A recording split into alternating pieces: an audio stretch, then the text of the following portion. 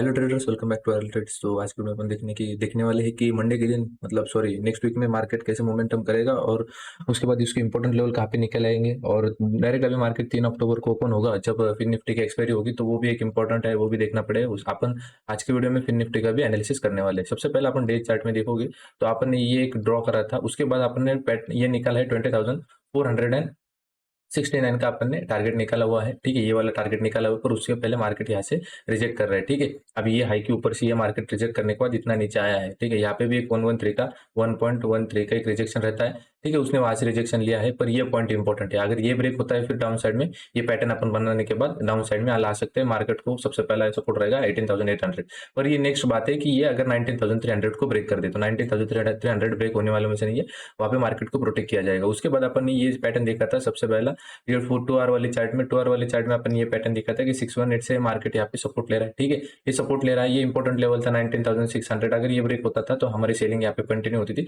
आपने अगर ये वाला ट्रेड भी नहीं करा होगा, अगर 19,600 वाला भी करा होगा, तो यहाँ पे अच्छा खासा मार्केट नीचे आया था तभी। ठीक है, अभी देखेंगे तो ऑलमोस्ट 707 से अपन अभी सपोर्ट ले रहे हैं। ठीक है, 707 का टारगेट आपको मालूम है 114।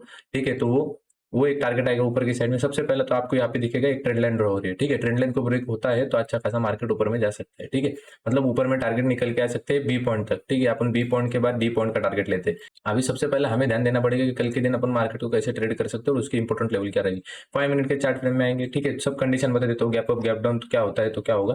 ठीक है, सबसे पहला तो ये इंपॉर्टेंट लेवल है 19,600। अगर मार्केट फ्लैट ओपन होता है, ठीक है, ये फ्लैट ओपनिंग के बता रहा हूँ, 19,000 अगर ये मार्केट फ्लैट होता है, फ्लैट ओपन होता है 19,600 तक एक बॉटम बनाता है, तो यहाँ से एक प्रॉपर बाइंग के चांसेस है 19,600 के आसपास। ये एक बड़ा सपोर्ट बन के आएगा। अगर ये मार्केट फ्लैट ओपन होने के बाद अगर यहाँ पे 19,600 के आसपास सपोर्ट लेता है तो सबसे पहले टारगेट रहेगा यहाँ पे 650 का। ठीक है, आप अगर जल्दी निकलते हो मार्केट में से, ठीक है, आप अगर स्कैल्पर रहोगे तो 19,050 का आपका 19,650 का आपका फर्स्ट टारगेट, उसके बाद 19,700। अभी 700 से लेकर 720 ये एक रेजिस्टेंस जोन है, तो यहाँ पे ध्यान देना पड़ेगा। अपन ने यहाँ पे 4 टचेस कंप्लीट कर लिए हैं ट्रेंड लाइन के ऊपर से, अभी 5th टच है, तो यहाँ पे मार्केट ने निकलना चाहिए। ठीक है, अभी आपको सेलिंग चाहिए तो यही रहेगा 19,580 के नीचे। ठीक है, 19,580, क्योंकि 19,580 क्यों कह रहा हूं मैं, क्योंकि 19,600 से लेके 19,580 ये जो 20 पॉइंट है, ठीक है, ये 20 पॉइंट मार्केट का एक सपोर्ट जोन है। तो 580 के नीचे आपको सेलिंग मिल जाएगी। फॉर टारगेट यहाँ पे आपका रहेगा 19,550 और उसके बाद यहाँ पे 19,500। ठीक है, ये एक टारगेट समझ में आया आपको।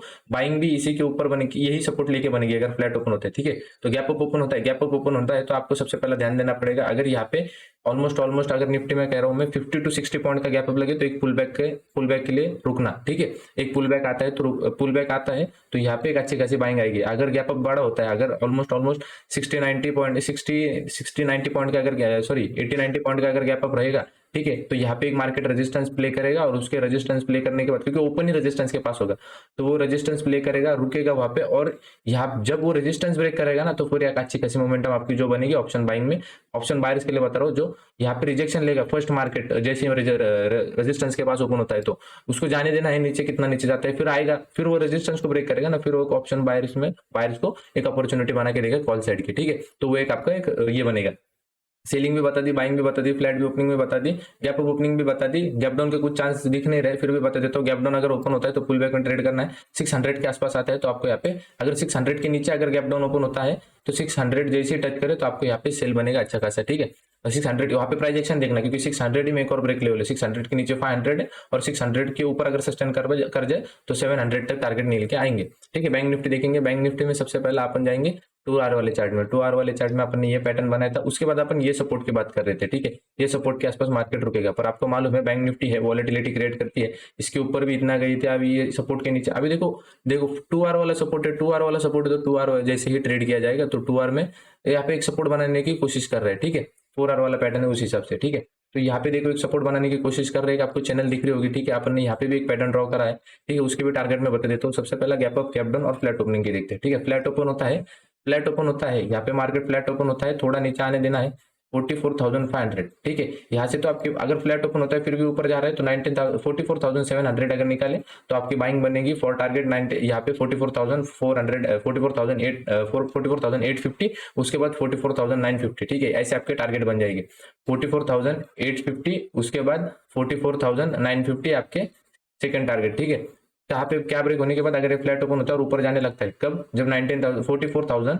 44,400 ब्रेक हो जाए, जब 44,400 ब्रेक हो जाए तो ऊपर की साइड में आपके टारगेट बन के आएंगे 44,850 और उसके बाद 44,950। ठीक है, यहाँ पे ये समझ में आया आपको। उसके बाद अभी आपको सेलिंग मिलनी है तो 44,500 के ही नीचे मिलेगी। ठीक है, 44,500 के नीचे आता है तो आपका फर्स्ट टारगेट रहेगा 44,400, उसके बाद 44,300 आपके ऐसे टारगेट बन के आएंगे। ठीक है, अभी अपन करते हैं गैप अप ओपनिंग की बात। अगर गैप अप ओपन होता है, ठीक है, ऑलमोस्ट रेजिस्टेंस के 700 के आसपास ओपन होता है, मतलब रेजिस्टेंस के आसपास, नीचे आने दो, कुछ आप नीचे में ट्रेड मत करना। ठीक है, नीचे में ट्रेड मत करना।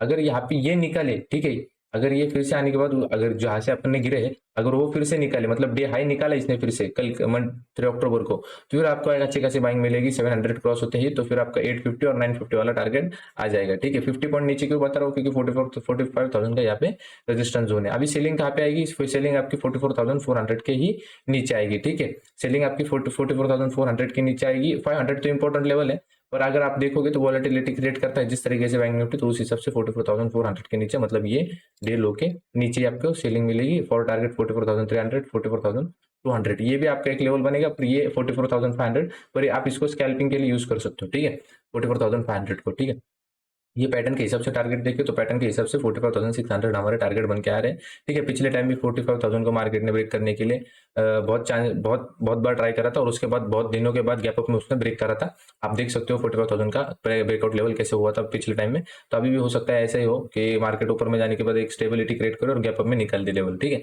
जब ऐसे लेवल निकलते नहीं है तो अभी थोड़ा आएंगे अपन फिन निफ्टी के आसपास। फिन निफ्टी में आपको मालूम है हमने क्या देखा था, ये देखा था लाइव मार्केट में भी बताया था मैंने, ये सपोर्ट बन के आ रहा है। ठीक है, थर्ड टच, उसके बाद यहाँ पे देखो फोर्थ टच को सस्टेन नहीं कर पाया, गैप डाउन हुआ। ठीक है, अभी यहाँ से फिर से एक बार उसको एक सपोर्ट लेने की कोशिश करा जाएगी मार्केट में। तो सबसे सिंपल है यहाँ पे एनालिसिस इसका फिन निफ्टी का। फिन निफ्टी में हमें कुछ नहीं करना है। फिन निफ्टी में जो आपको ये ट्रेंड लाइन दिख रही है, सिर्फ इसको अच्छे से ड्रॉ कर लो डाउन साइड में, और वही आपका सपोर्ट लेवल है 19,740 से लेके 19,760।